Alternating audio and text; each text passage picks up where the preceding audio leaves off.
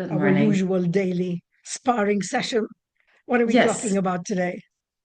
today we're talking about an event that happened on March 8th. I know it's a bit late, but I think this is a topic that we should talk about 365 days a year. So the world celebrated International Women's Day on March 8th. I have a small observation about this specific event for women specifically. I notice that why do some women, when they get into a position of power and authority, they actually lose their compassion, their empathy, especially towards other women. Why? What happened? In the time where I think when women in power, when women get into the position of power and authority, should actually develop compassion and empathy toward other women who have no voice and no authority and no power. That's a interesting observation, and it does apply in some cases, Rima. But I think we have to be careful not to generalize, Mm. and we need to look at it through the lens of a 360-degree perspective. When people get into power, and I'm saying people and not women, I will come to what differentiates a woman specifically in a position of power. But when people get into power, there are so many different factors affecting their choices and their behavior. And if we think that they have some kind of independent, self-driven agenda, probably not. People who want an independent, self-driven agenda probably don't get into politics, don't get into some of these positions. And if you do get into those positions and you do have a voice and you do want to give other people a voice, it takes a lot of courage to do that. And in order to be able to have some kind of effect, you need to understand the environment that you're living in and how to navigate the many landmines in the whole field of business or politics that could derail all your plans and all your thoughts. But to come specifically to the point of women who appear to lose their compassion, I think many times women are accused of being too kind, too gentle. Their leadership style is weak because of the empathy or compassion. I think men are accused of that too. But different people respond in different ways. And I think some women respond by Mm. saying, I can be even more ruthless, even more brutal than the most brutal and ruthless man out there. Now, I don't think it comes from nowhere, and I don't think people suddenly change personalities. Sometimes it's actually the ability to now be who you truly are. In some cases, it may be an adaptation for survival. I don't know, and I wouldn't presume to make a guess. But yes, it takes a very well balanced human being, regardless of their gender, to have the power to be kind to other people, to have the ego health necessary to enable other people to succeed and shine. Kindness and It's not compassion something are that comes powerful. naturally. Yes, it's not something that comes easily. You have to be strong internally. Mm. You have to feel whole as a human being to be able to help another human being without feeling diminished. That is not something that comes naturally to everybody. And some people don't want to do that. And it's not because they have been leaders, it's the evolution of their whole life story, their upbringing, their beliefs, their values, their hunger for power, and what it does to them. You know, I would say the most important question for a human being to ask themselves, how important is power to me? And what am I willing to do to get that power? And I think that's a tough question Mm. How many people walk away from positions of power and authority? And one other thought I'd like to add here, it is not true that when you are in a position of so-called power and you have a big title, that you now have the ability to do something. In fact, you don't. In fact, you have less power because now you are constrained by the position you're in, by whatever decisions you're going to make, and all the different stakeholders that might be affected by that. Mm. So your ability to make change is significantly limited when you are in such a position, because now you have so many considerations, so many stakeholders, so many people to please, so you Mm. can stay where you are. Yeah, because it's no longer about you. It's about the people who, for example, you manage people. If you're in politics, it's about people you serve. It's very hard today in the world that we live in to find something that you can listen to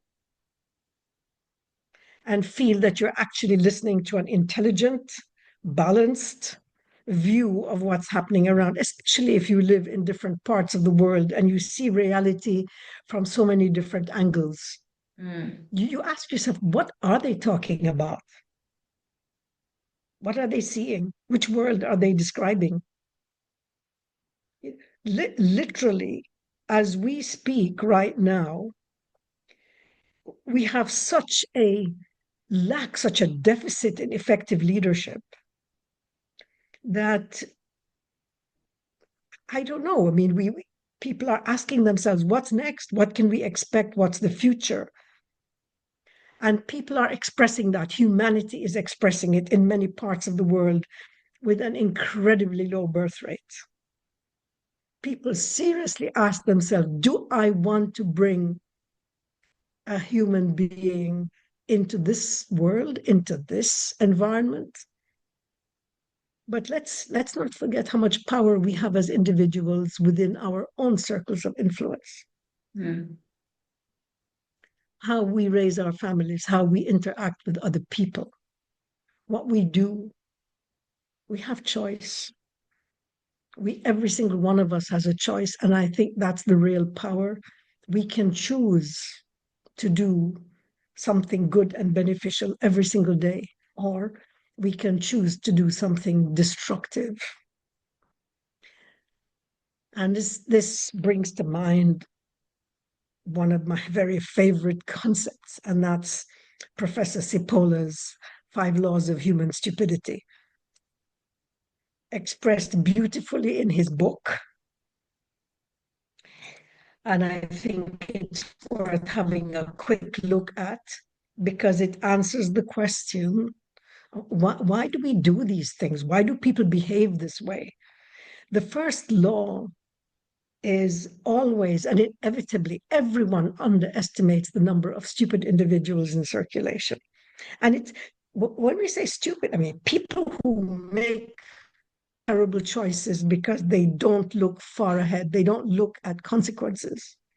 The second law is the probability that a certain person could be stupid is independent of any other characteristic of that person.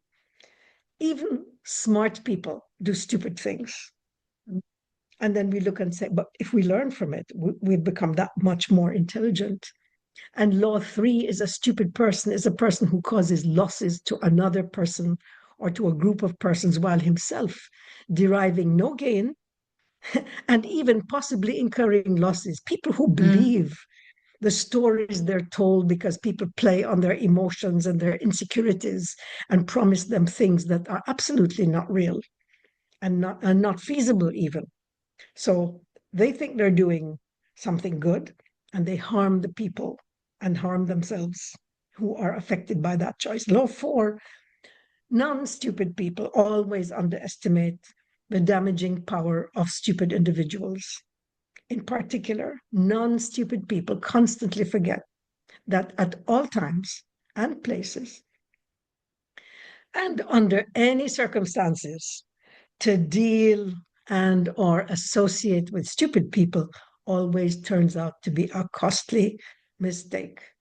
In fact, my one of my sons always says to me, Mom, never argue with stupid people because they will bring you down to their level and beat you with experience. And that is so true.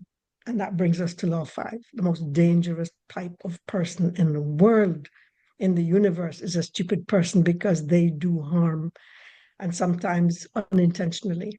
You know, that line between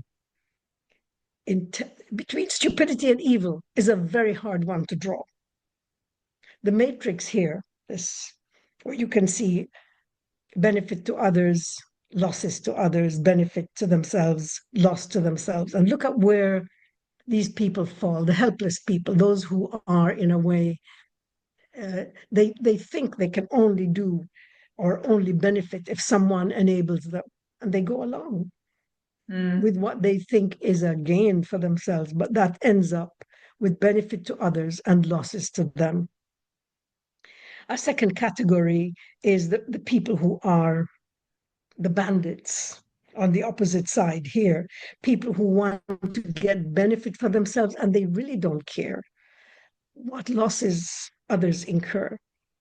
I mean, those are pretty ruthless people, and sadly, they rule in many areas of life and business. The stupid people are the ones who actually lose on all counts.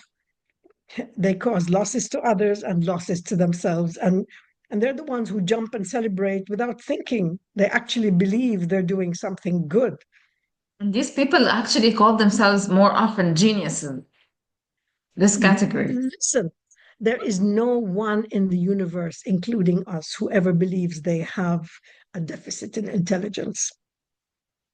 Everybody thinks they have abundance, and that brings us to intelligent people. Intelligent people, the sign of intelligence is that you consider your actions, you make intelligent choices that will benefit you and benefit others. That is the rarest of all. That is what intelligence is, when you can see far enough ahead to notice that if you do damage to other people, you actually are eventually causing damage for yourself. I strongly recommend the book. Those of you who want to go deeply into the subject, The Basic Laws of Human Stupidity by Professor Carla Cipolla. Worth reading. Take the time and do it. And to come back to your question, Rima, Yes. why do people behave the way they behave when they become leaders, whether they're men or women? You know, it's take a good look at the laws of human stupidity and ask yourself, where does that action put you? Where does that your choice put you? For those of you who would like to read a summary of the book, please go to my LinkedIn page.